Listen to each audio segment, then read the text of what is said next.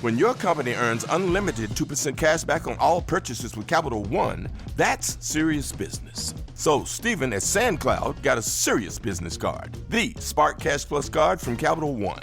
We used our 2% cash back to help build our retail presence. Savvy, Stephen. And we get big purchasing power, so our business can spend more and earn more. The Spark Cash Plus card from Capital One. What's in your wallet? Terms and conditions apply. Find out more at CapitalOne.com/SparkCashPlus.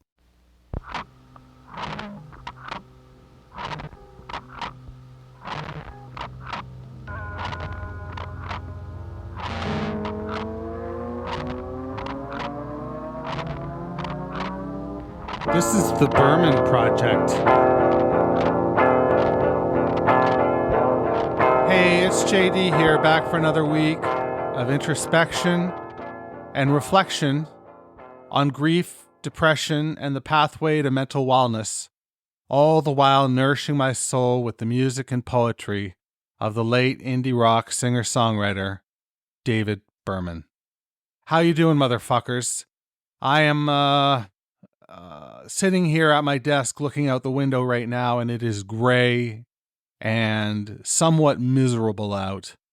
We are in the full effects of winter. There was a winter storm yesterday, which has put some snow on the ground finally. We had a green Christmas, and now there is snow, and this is what I have to look forward to for the next couple of months. It's not something I relish, I assure you of that. I pretty much am not an outdoor person in the winter, which is troubling because I need to be outdoors. I need to get fresh air and I need walks in, and it's tough. It's extra tough when fuckers don't shovel their walkways so that you can traverse the sidewalks, you know, in an orderly manner without walking around looking as though you're having some sort of spastic reaction. You know, it's a strange thing when you're about to fall, the weird movements your body will make to maintain balance. It looks comical, but oftentimes it's very frightening. And I don't know, I'm getting to the point age-wise where falling is not something I long for. I've never broken a bone in my body. And I don't know, you know, I'm feeling pretty tough, but I think that if I were to break a bone these days, I would be an absolute wimp about it because I've never experienced that pain. And I've went off on a rant, haven't I? I've went off on a tangent, all because people don't shovel their sidewalks. Just fucking get a shovel and shovel it, man. And if you've got a little salt, put some salt down. But I'll tell you what, my dogs, they don't like the salt. It irritates the pads of their feet. So there's that. Listen, I am in a bit of a funk. The new meds that I'm on were enough to get me noticed by my wife and several of my friends. They noted, you seem different. You seem better than you have over the last little while. And I agree. I went to a party on Saturday night. I didn't get laid. I got in a fight. It ain't no big thing. No, I'm just joking. That's a little lead forward for you. But I did go to a party on Saturday night, and it was a friend's party from high school days and university days as well. Like we maintained, and we've maintained a friendship despite my efforts to fuck things up. I didn't go to his wedding, for example, and that was a bit of a dent in our friendship. I'll be frank. But I sent him a long letter one day, inviting him to my wedding when I got married, and sort of explained my position at the time, which was that I was extremely poor. There was a year that the government, when I filed my income taxes, the government followed up and they said, you need to provide a letter, a written signed letter to confirm your earnings because your earnings are so low. It was like $7,800. And that's when I was 29. I took the year, I quit my job and went to performance school, comedy school. And then I spent the summer in LA, cashed out all my life savings and spent that on summer in Hollywood. And it all worked out rather well until I got home and didn't have a job. So, it was my letter basically said that it was the goodwill of my friends that got me through, and that's really, truly the case. I was very fortunate. But I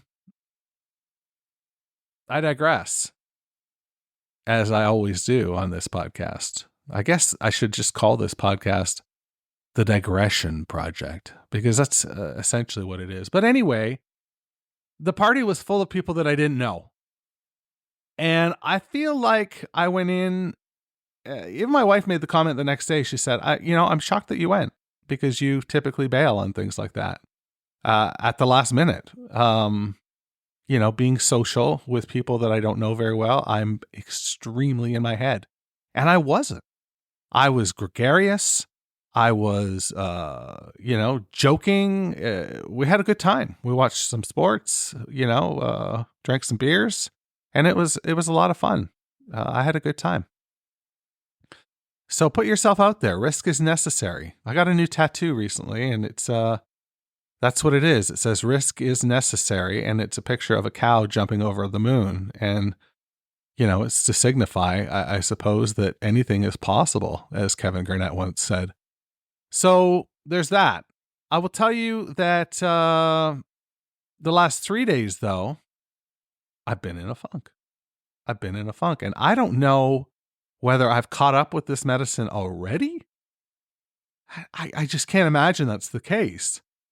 Or I'm just in a bit of a funk, weather-wise, seasonal affective disorder, that sort of thing.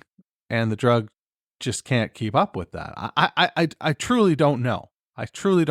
But it's a marked difference between where I was and where I am. I'm not having suicidal ideation. I'm just low. On a scale of 1 to 10, 1 being very low, 10 being extremely high. I've been a 4 this week. I track that, and I've been a 4. And that's no good. Because 4s lead to 3s. And, then it's just all hell breaks loose. So I need to be in the 6 range. I don't want to settle for 5s. I've been settling for 5s for a long time, but I want to be in the 6 or 7 range. I really, truly do. And then I can start to put my life back together. There's pieces all over the place. It's like a 1,000-piece puzzle of a puddle. It's just impossible to imagine what the end result looks like. And yet I have to put this shit together, because without being together, I'm gonna fall apart, like, completely. And that's just no good for anybody involved. So there's that. Radio's on, feeling alright, cruising the strip on a Saturday night, smiling I wave and I hide all my pain, but the sign on my bumper gives me away. Honk if you're lonely tonight, if you need a friend to get through the night, toot on your horn, flash of your brights. Honk if you're lonely tonight. I know a honky-tonk where we can go, a booth in the back with the lights way down low. The jukebox is playing a sad melody for heartbroken lovers just like you and me. We'll laugh and we'll flirt and we'll dance every dance. Before the night's over, we'll make romance. The morning will find us with a smile on our face, and we'll be together in a lover's embrace. Honk if you're lonely tonight, if you need a friend to get through the night, toot on your horn, the flash of your brights. Honk if you're lonely tonight.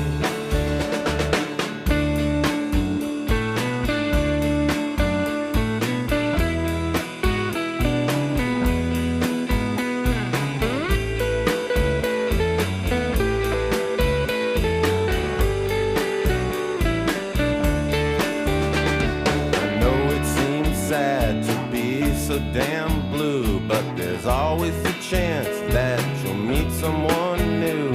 I know that somewhere waiting for me is a sad, lonely lover with a bumper that reads, honk if you're lonely tonight. If you need a friend to get through the night, a toot on your horn, a flash of your brights. Honk if you're lonely tonight.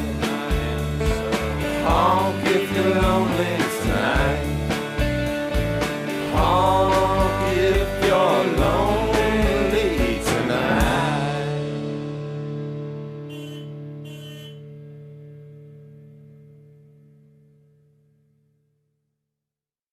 You gotta not step on that. It's fading out nice there, and you don't want to step on it because, well, you just don't, because the artist wanted it to play that long, and I gotta respect that. I gotta respect the art, you know? You gotta fucking respect that art. Garfunkel. So, honk if you're lonely. What do you think? Send me a message, jd@meetingmalcolmus.com. Would love to hear from you. I personally love this song, but I love this record. This record is just so damn good. And part of that is, you know, the double vocals with Malk and Berman. And they just sound great together. It sounds like they're having fun. It sounds jangly. It sounds loose. It just sounds fun, even though that song is, you know, in theory, a sad song. I don't think of it as sad. There's an uplift to it, and it's punctuated though with that sound of the honking horn right at the end, indicating that, you know, Berman is lonely tonight, and that's no good for anybody. So there's that. Let's get cracking with Self-Portrait at age 28. This is, gosh, what is this? Part 3 or part 4? This is part 4 of Self-Portrait at age 28 from the book Actual Air, Berman's collection of poetry. So let's get right to that. There are things I've given up on, like recording funny answering machine messages. It's part of growing older, and the human race as a group has matured along the same lines. It seems our comedy dates the quickest.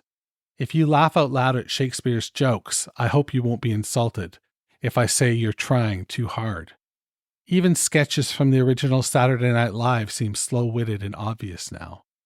It's just that our advances are irrepressible. Nowadays, little kids can't even set up lemonade stands.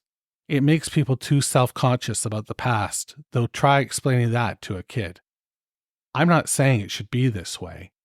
All this new technology will eventually give us new feelings that will never completely displace the old ones, leaving everyone feeling quite nervous and split in two. We will travel to Mars, even as folks on Earth are still ripping open potato chip bags with their teeth. Why?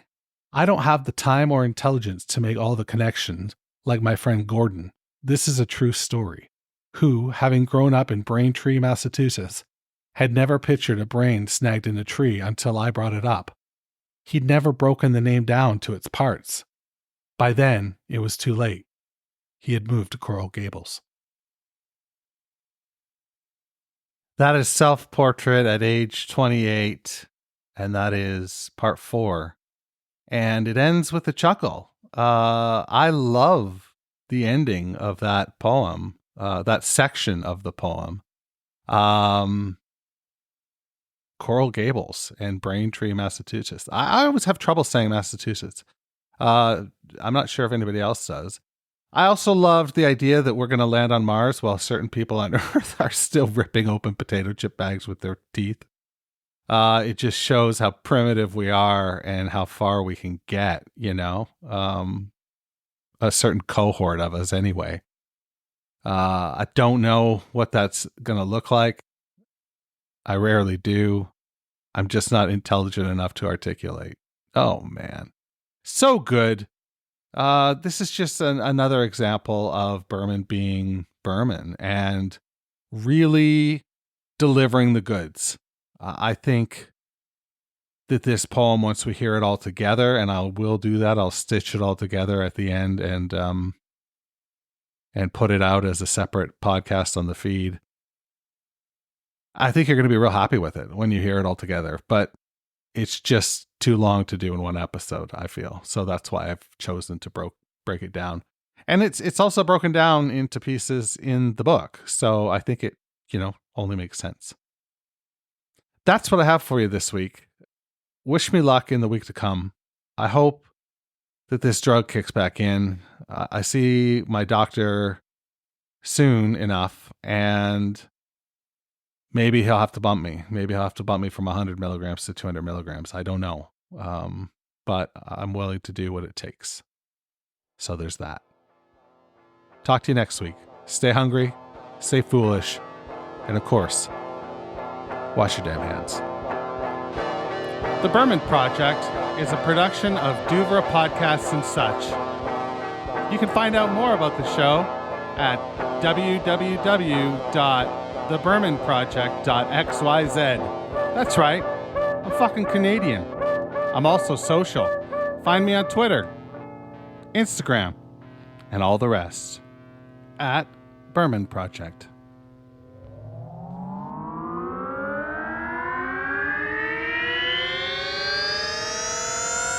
Duvra Podcasts and Such.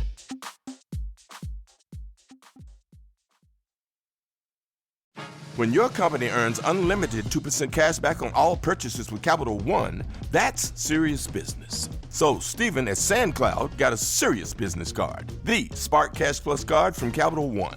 We used our 2% cash back to help build our retail presence. Savvy, Stephen. And we get big purchasing power, so our business can spend more and earn more. The Spark Cash Plus card from Capital One. What's in your wallet? Terms and conditions apply. Find out more at CapitalOne.com/SparkCashPlus.